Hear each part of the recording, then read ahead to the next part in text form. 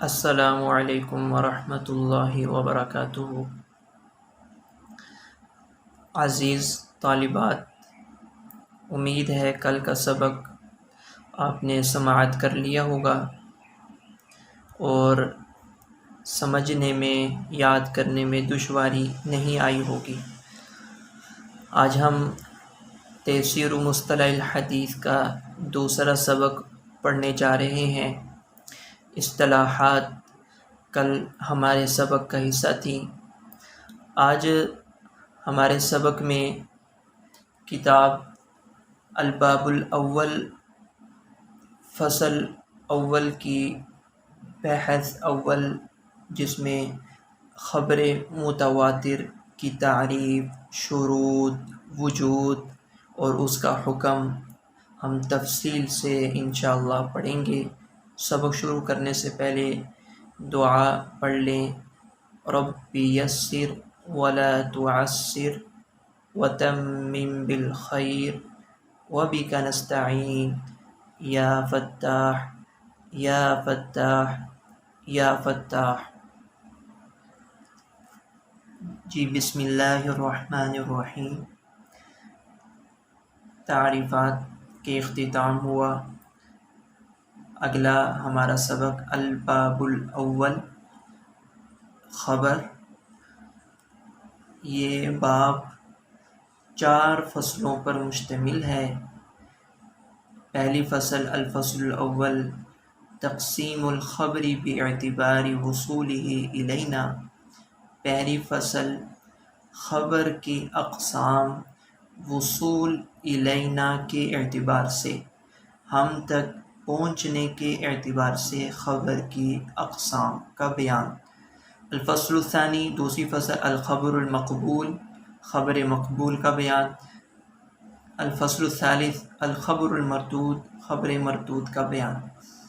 الفصل الرابع چوتھی فصل الخبر المشترک بین المقبول والمردود، خبر جو مقبول اور مردود کے درمیان مشترک ہو، اس میں دونوں جہتیں ہوں، خبر مشترک بین المقبول والمردود۔ پہلا باب 4 فصول پر مشتمل ہے۔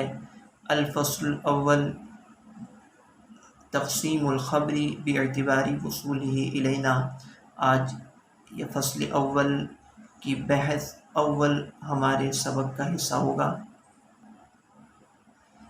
جی الفصل الاول تقسیم الخبر باعتبار وصوله الینا۔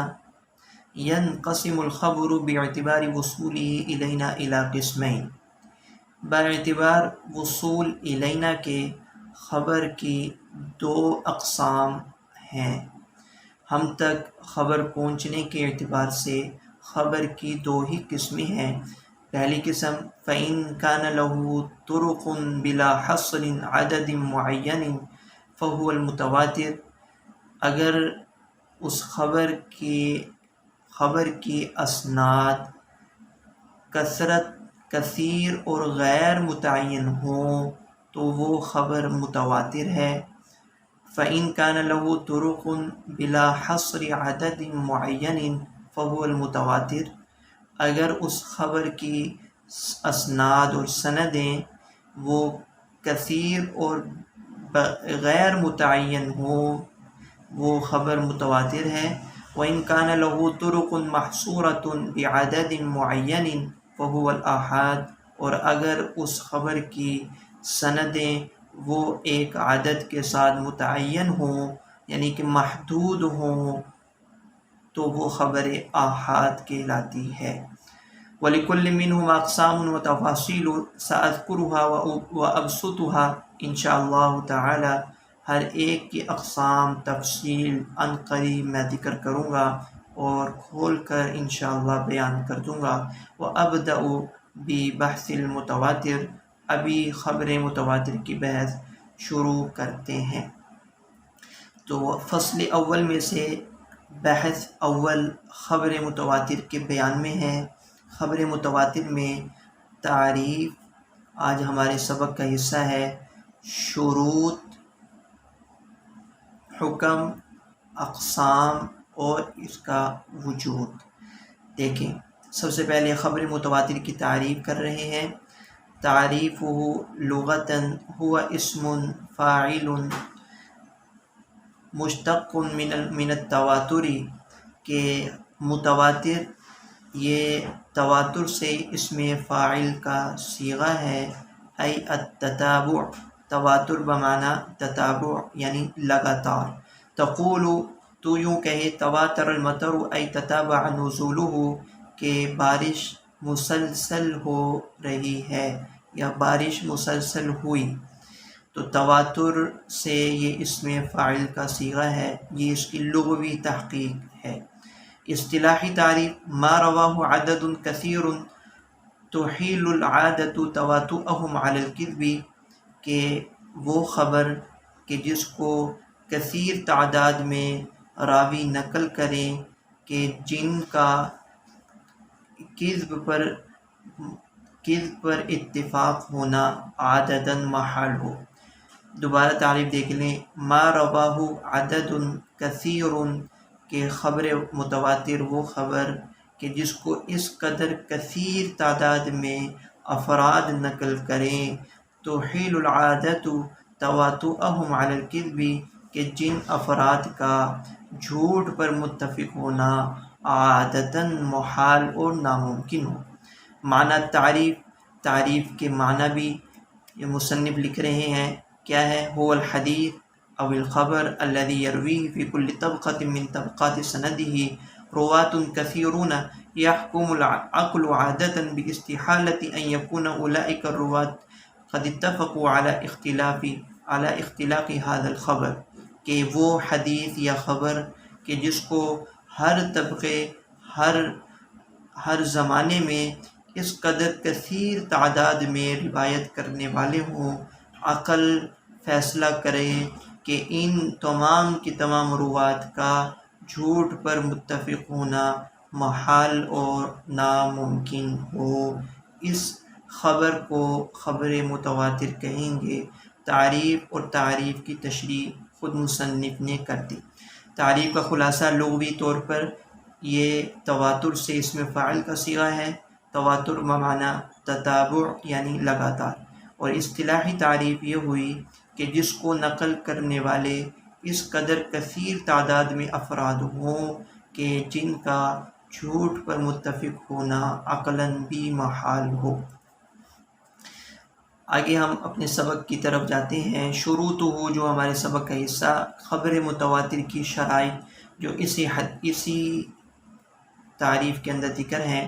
یتبین من شرح التعریف ان التواتر لا يتحقق في الخبر الا بشروط اربعۃ، کہ تعریف کی تشریح سے ہی واضح ہو جاتا ہے کہ تواتر اس خبر کو کہتے ہیں کہ جس میں 4 شرائط پائی جائیں، وہی اور وہ یہ ہیں، ان یرویہ عدد کثیر، کہ اتنی کثیر تعداد میں اس حدیث کو خبر کو روایت کریں، قد اختلف فی اقل الکثرہ، کہ وقد اختلف فی اقل الکثرۃ علی اقوال المختار انہ 10 اشخاص، اور کثرت کی کم سے کم مقدار میں علماء کا اختلاف ہوا ہے، یعنی کثرت کی کم سے کم کیا مقدار ہو اس میں اختلاف ہے۔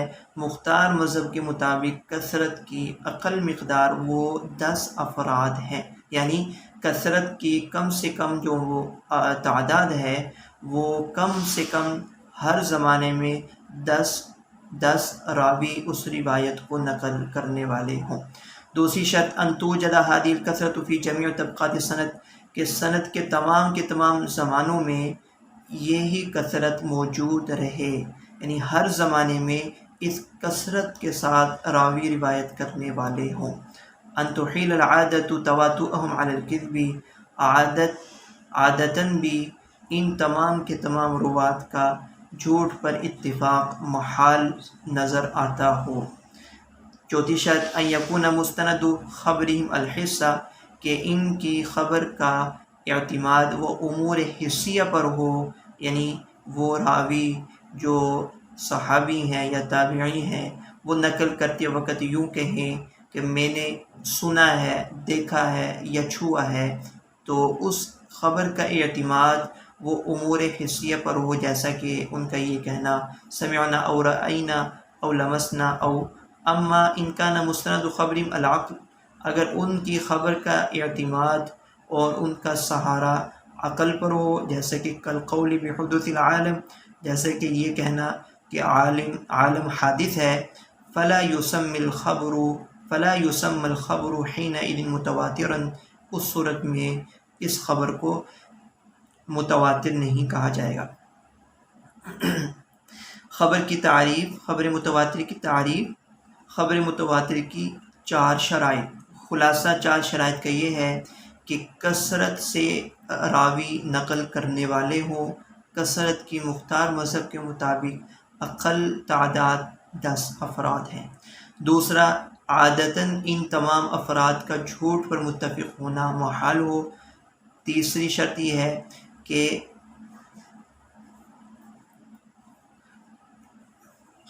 ہر زمانے میں کہ یہی کثرت موجود رہے۔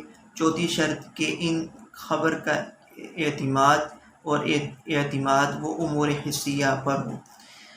تیسری بحث ہماری اس سبق کی ہے حکمہ، خبر متواتر کا حکم۔ المتواتر یفید العلم الضروری، خبر متواتر علم ضروری ای الیقینی، یعنی علم یقینی کا فائدہ دیتا ہے۔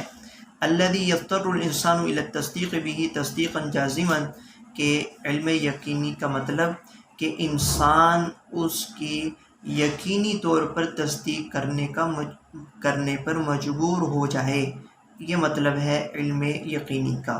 الذی یضطر الانسان الی التصدیق به تصدیقا جازما، کہ یقینی طور پر اس بات اور اس خبر کی تصدیق کرنے پر مجبور ہو جائے۔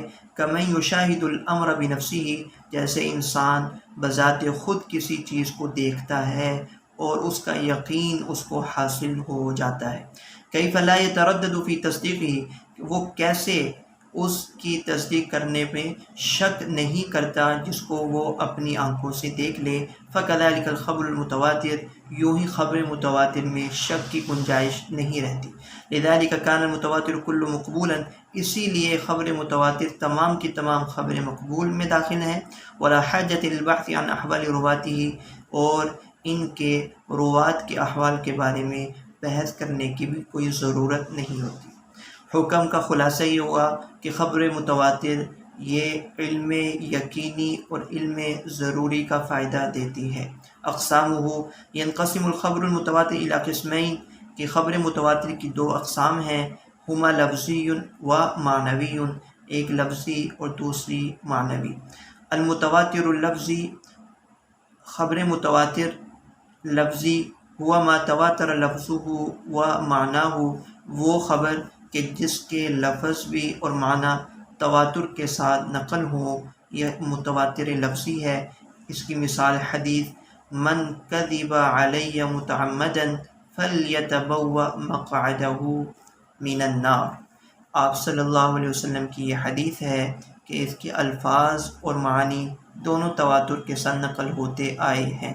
من کذب علی متعمدا فلیتبوأ مقعدہ من النار۔ رواہ بضعۃ و سبعون صحابیا، اس کو روایت کیا ہے 70 سے زائد صحابہ نے اس حدیث کو ایسے ہی الفاظ کے ساتھ نقل کیا ہے۔ المتواتر معنوی، متواتر معنوی وہ ہے ہوا ما تواتر معناہ دون لفظہ، کہ جس کے معنی میں تو تواتر ہو، یہی معنی کے ساتھ یعنی الفاظ کے علاوہ معنی میں تواتر نقل ہوتا ہو آئے، یعنی الفاظ میں تواتر نہ ہو لیکن معانی میں تواتر ہو، اس کے الفاظ میں تبدیلی آئے لیکن معنی دونوں کا ایک ہی ہو۔ مثلو، اس کی مثال احادیث رفع الیدین فی الدعاء، کہ دعا کے وقت ہاتھ اٹھانے کے متعلق احادیث۔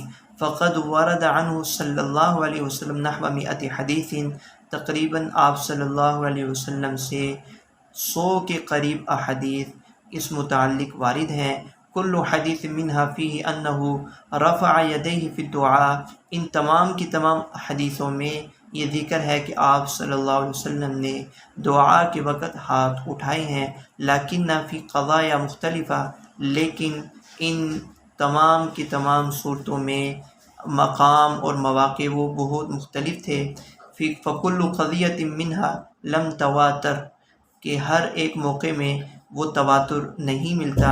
والقدر المشترک بینہا وہو الرفع عند الدعاء تواتر باعتبار مجموع الطرق، اور جو ان تمام کی تمام احادیث میں قدر مشترک چیز وہ یہی ملتی ہے کہ دعا کے وقت ہاتھوں کا اٹھانا۔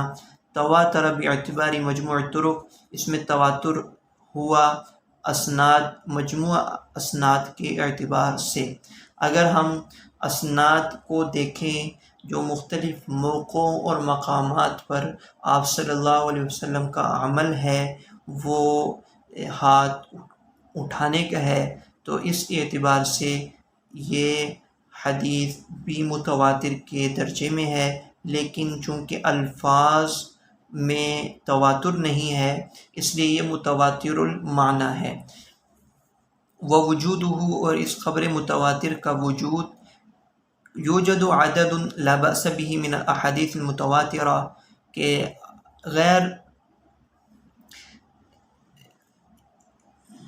یوجد عدد لا بأس به من الاحادیث المتواترہ، احادیث متواترہ کا وجود متعین ہے، اور ایک معتد بھی تعداد میں احادیث متواترہ کا وجود ہمیں ملتا ہے۔ منہا، ان میں سے چند احادیث جن کو خبر متواتر کا درجہ حاصل ہے اس کو ذکر کر رہے ہیں۔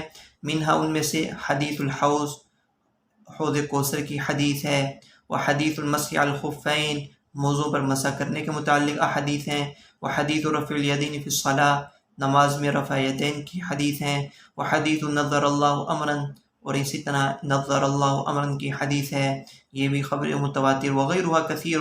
لیکن لو نظرنا الی عدد احادیث الاحاد، لیکن اگر ہم خبر آحاد کی تعداد کی طرف دیکھیں، لوجدنا ان الاحادیث المتواترہ قلیلۃ جدا، تو ہمیں یہ معلوم ہوتا ہے کہ خبر متواتر وہ بہت کم ہیں، یعنی کہ خبر آحاد کے مقابلے میں خبر متواتر وہ تعداد میں کم ہیں۔